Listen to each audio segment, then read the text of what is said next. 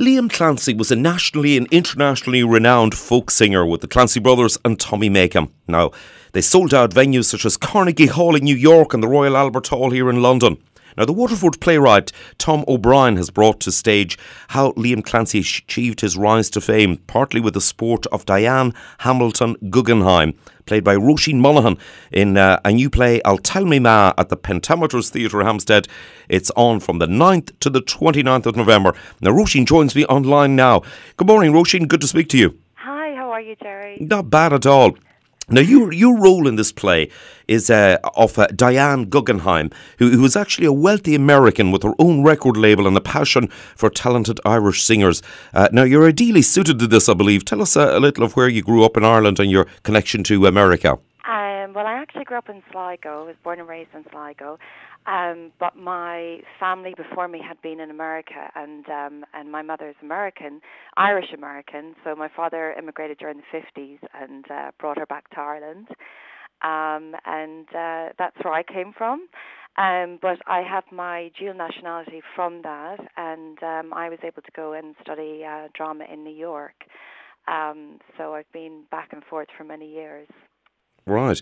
Now, you trained as a classical actress at the Lee Strasberg Theatre and Film Institute. Yeah. And you've worked off Broadway as well as in Ireland and the UK. Yeah. Are you excited about collaborating with the team in Irish theatre with this particular play, I'll Tell Me Ma?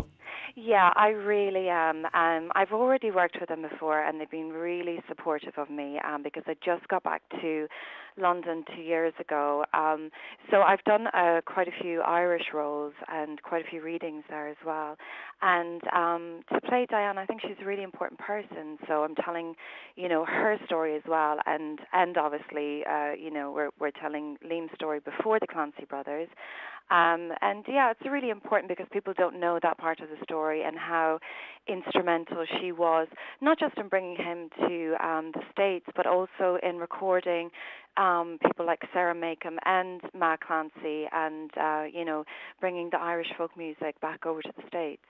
Right, now Liam Clancy's legacy, it lives on through his music. And in fact, no less than Bob Dylan says to this day that he was the best ballad singer he had ever heard. However, it was Diane Guggenheim, whom you actually play the part of in this play, the wealthy American with her own record label and passion for music, who toured Ireland and brought Liam Clancy, Tommy Makem and the other Clancy brothers across to the USA. Now, Roisin, you've been researching this to inform your role. Can you tell us a little bit about more about the character that you play? Okay, well, she is from the Guggenheim family, the famous Guggenheim family. Her father was Harry, and he was into aviation. He was actually a best friend of Charles Lindbergh.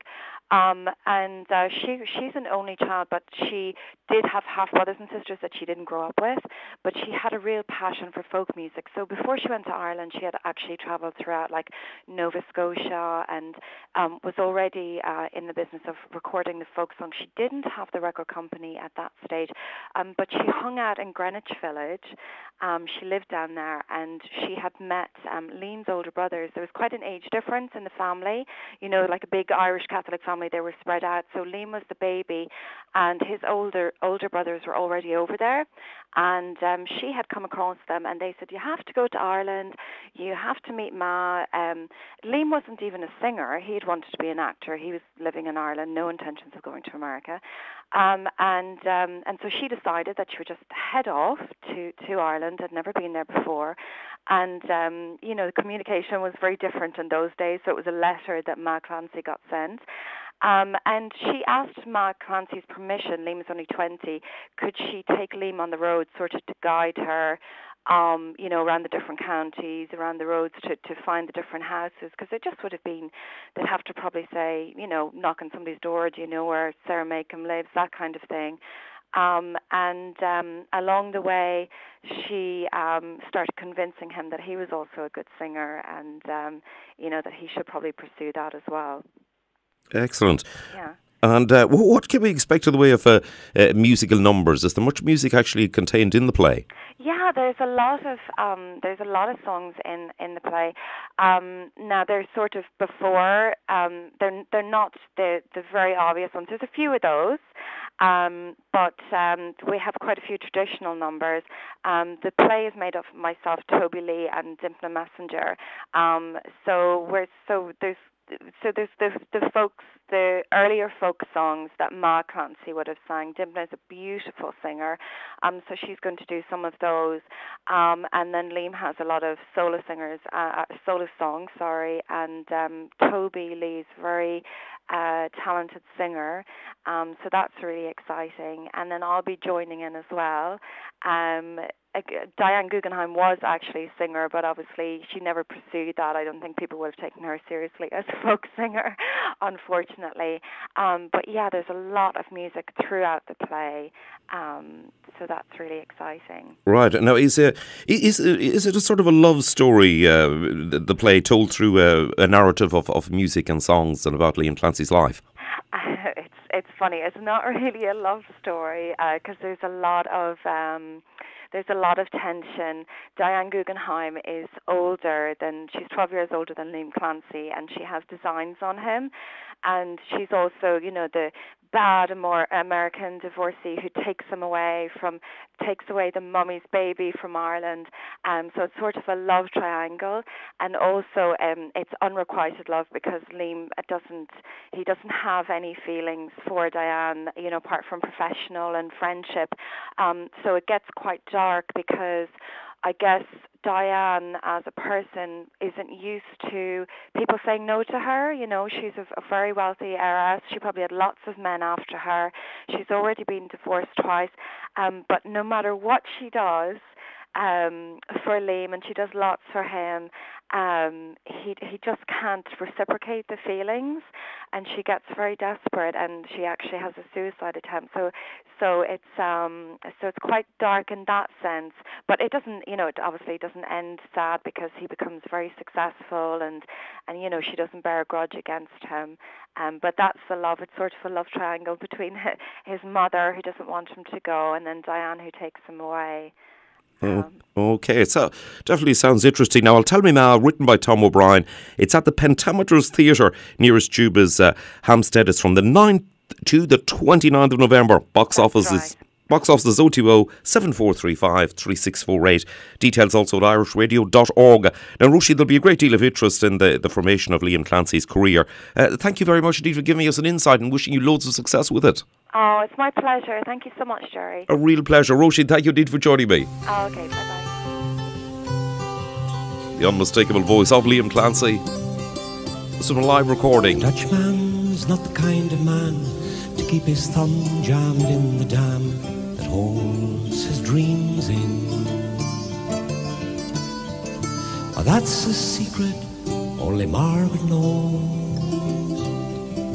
When Amsterdam is golden, in the morning Margaret brings him breakfast. She believes him. He thinks the tulips bloom beneath the snow. He's mad as he can be, but Margaret only sees that sometimes she sees her unborn children in his eyes.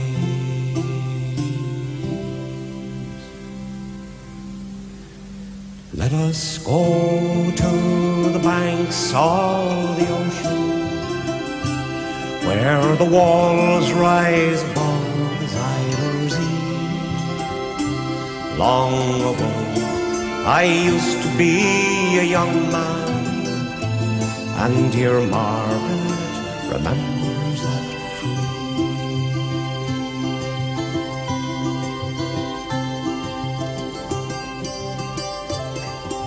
The Dutchman still wears wooden shoes. His cap and coat are patched with love that Margaret sewed in. Sometimes he thinks he's still in Rotterdam. He watches tugboats down canals and calls out to them when he thinks he knows the captain.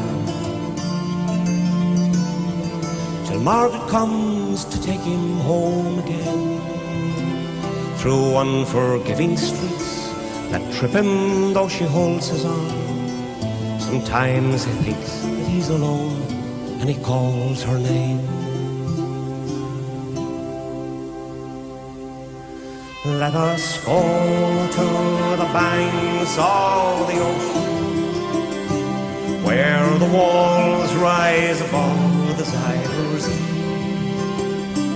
Long ago, I used to be a young man, and dear Margaret remembers that for me.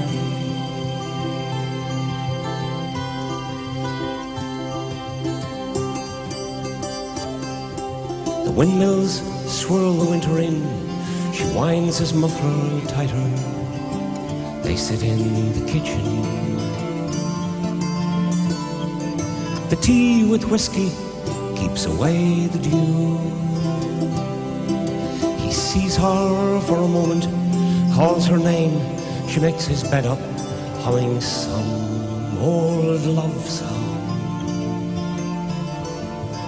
She learned it when the tune was very new.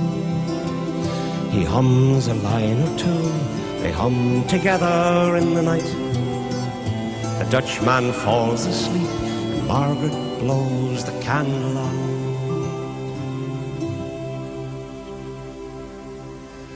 Let us go to the banks of the ocean, where the walls rise above the Zuyder Zee. Long ago, I used to be a young man, and dear Margaret remembers that. Let us go to the banks of the ocean, where the walls rise above the Zuyder Zee. Long ago, I used to be a young man, and dear Margaret remembers that.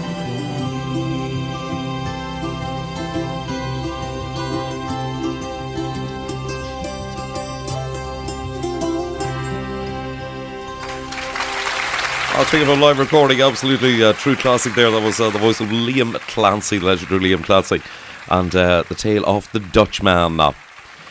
A big hello to my family and friends down south, particularly Alice Nolan. Alice Nolan is even great singer. My sister Christine and cousins June and Pat, and also my Marple family are taking me out today for a walk or a wheelchair push even around Ethelroe County Park in Marple. So a big hi to all of them: Claire, Sam, Emily and Moo the dog. Best wishes. Cheers from Rita in a bright and dry Marple. Glad to hear it. One of those artists I'll hopefully get for you a little bit later on. Rita, very, very special best wishes to you.